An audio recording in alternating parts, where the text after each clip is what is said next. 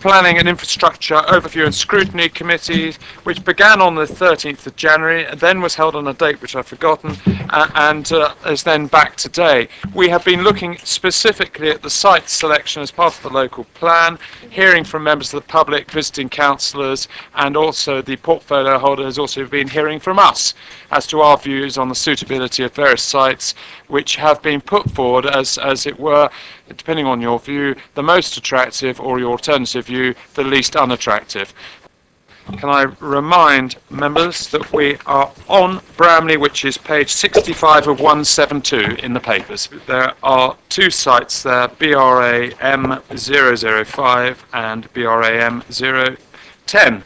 There's 2 minutes from Ridian Vaughan, please. The offers of proposals for Bramley and Sherfield are frankly unacceptable. Too much, too fast, and without proper consideration. I would submit that BAS 122, SOL 002, and the Bramley Neighbourhood Development Plan allocations should be removed entirely. For this to happen, though, I recognise there should be changes across the borough. I don't believe that the right mix of sites is being considered to the west of the town. Overton and Whitchurch have an array of thriving local shops, and both have access to mainline railway. Compared with Bramley, one shop, one bakery, a knackered branch line, it's clear that Overton and Whitchurch are much better placed to take more housing without burdening the existing community. There is also no risk of coalescence between Basingstoke, Overton and Whitchurch. And in my view, and others, all the Category 1 SLA sites in Overton and Whitchurch should be included, allowing for proper development of these towns and the delivery of proper infrastructure, which just isn't possible with the piecemeal development around Bramley and Sherfield.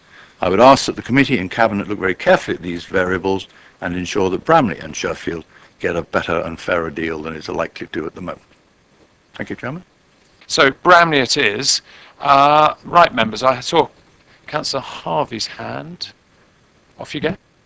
The first thing I'd like to say in terms of Bramley is I can't see how any site in Bramley can be considered. Any other comments on the Bramley sites? Yes.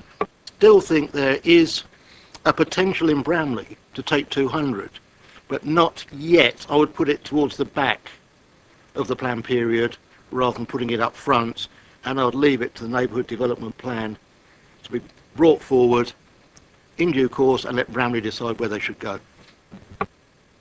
Yes, thank you. Yeah, I'd agree with much of what's been said. Or apart from what ex-Councillor Ridian had to say, that don't build them in Bramley, build them in Overton and Whitchurch. I don't know if he's aware. I think there's land for about 900 houses in Overton, and the idea that we need that is it just makes the problem worse. But I'd agree, Bramley is not a good site for development. The idea you keep building hundreds of houses in Bramley when all that's happened, these people drive into Basingstoke or Chinham or wherever to get facilities. It's just crazy. So it isn't a good site for development, and it will coalesce and will join Basingstoke. But I've always taken the view that you don't solve one problem by making someone else's life worse, but clearly Ridian takes another view, but that's probably why he's out of a job. So thank you.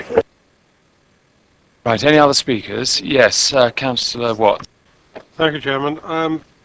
I was very much sympathetic to the view from a gentleman who spoke at an earlier meeting, who's here again this evening, that Bramley deserves a respite. And I think in all of these allocations we ought to be looking at phasing not just now or up to 2019, but across the whole 15 years. I think actually that it could be argued that Overton deserves a respite, but that doesn't mean to say they shouldn't have the houses in the long run. So I'm very sympathetic to the view of phasing Bramley later in the 15 years. Mr. Hunter, it sounds like the officers are permitting coalescence, because it looks like Basingstoke's allowed to creep into Bramley Parish, having been through Sherfield Parish. I think you'll probably be aware that lots of the sites that are around the edge of Basingstoke aren't within Basingstoke, they're in other parishes, but they all are adjacent to and abut Basingstoke. The coalescence point would be with Basingstoke and Sherfield on Loddon or something like that, where you've got a built-up area and no space between the two. None of these sites would stop there being a gap between settlements. Well, as Mr. Hunter, as this committee said on a number of occasions, we see it as our role to try and protect some of these villages from coalescence. And we will try and do so. I hope the portfolio holder's listening. Yes, Councillor Miller. Thank you, Chairman.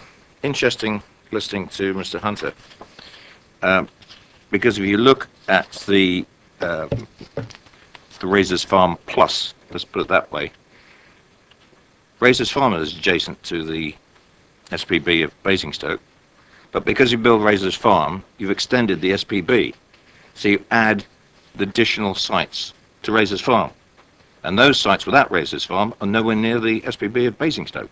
And I think this is what the members are starting to appreciate, that once you build on the adjacent SPB of Basingstoke, you then can build on another site, and another site, and another site.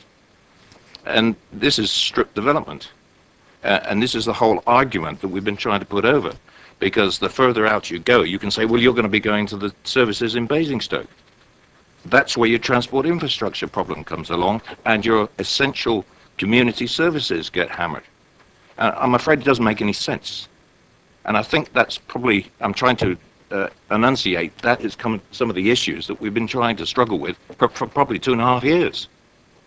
Thank you, Chairman.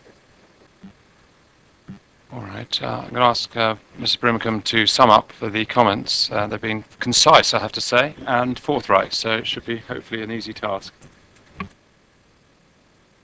I think that would be okay if they didn't necessarily disagree with each other. One school of thought seems to be that Bramley's not a good area for development, full stop. It's got poor facilities. That was one school of thought. The other school of thought was that there is potential for 200 in Bramley towards the end of the neighbourhood, towards the end of the plan period, but let Bramley do it through a neighbourhood development plan. And you'd be recommending that whatever happened, in order to allow some time to recover, that anything is phased towards the end of the plan period. Is that roughly what I'm hearing? Yes.